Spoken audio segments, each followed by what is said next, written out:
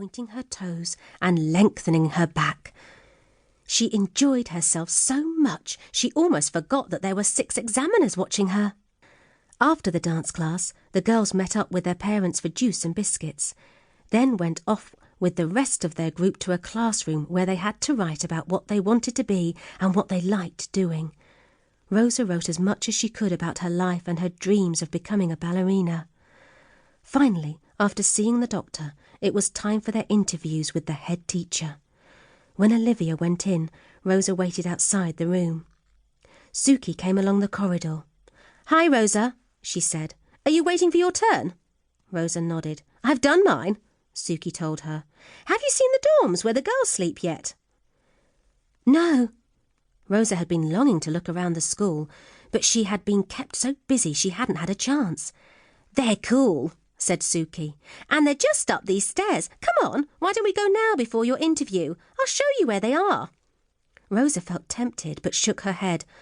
"I'd better not. It'll be my turn in a minute. Olivia's in there now." "She'll be ages," said Suki. "You've easily got time to run upstairs with me and have a look. Come on." Rosa hesitated.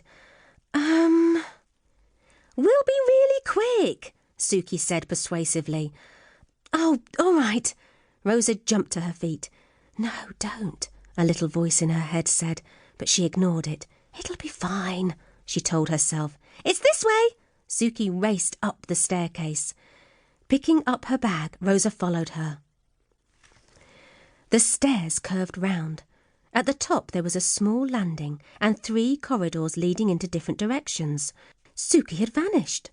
Rosa looked around. Where was she? "Suki!" she called, but there was no reply. A horrible thought crossed Rosa's mind. Was Suki playing a trick on her? Maybe she wanted Rosa to get lost and be late for her interview. But surely not even Suki would be that mean.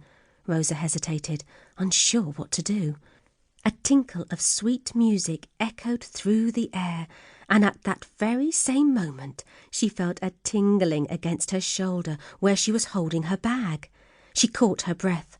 Did her ballet shoes really want to take her to Enchantia right now? She hesitated for a moment, then unzipped her bag. Sure enough, inside it, her red shoes were glowing and sparkling. She stopped herself, uncertain whether to put them on or not. It wasn't exactly the best timing. But then again, Rosa knew that the shoes only took her to Enchantia when the characters really needed her help. "It's okay," she quickly reminded herself. "No time will pass here while I'm gone." Heart thumping, Rosa quickly pulled on her shoes. A glittering mist of colour surrounded her, and she felt herself being twirled around and magically swept away. Chapter 2. Serendipity. The magic set Rosa down in a strangely familiar forest. There were frosty trees all around, and birds singing in the leafless branches. For a moment, Rosa wondered if it was the same place she had been when she had rescued the magical firebird. She shuddered as she thought of the horrible, wicked fairy who had imprisoned him. "Hello!" Rosa called hesitantly. "Nutmeg? Nutmeg! Are you here?" Nutmeg was the fairy of the spices. The fairy usually met Rosa when she arrived in Enchantia, but today there was no sign of her. Spotting a path through the trees, Rosa headed down it.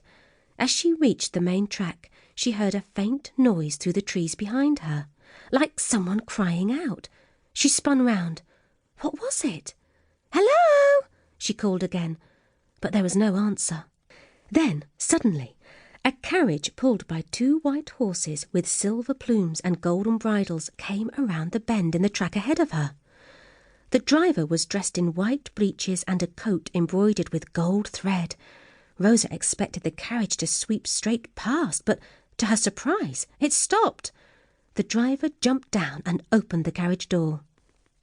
Rosa stared as she saw a beautiful lady with long blonde hair and a pink sparkly dress sitting inside. "Hello," said the lady. "You must be Rosa." Yes, I am," Rosa replied, feeling almost like she should curtsy. Who was this beautiful lady? The lady smiled.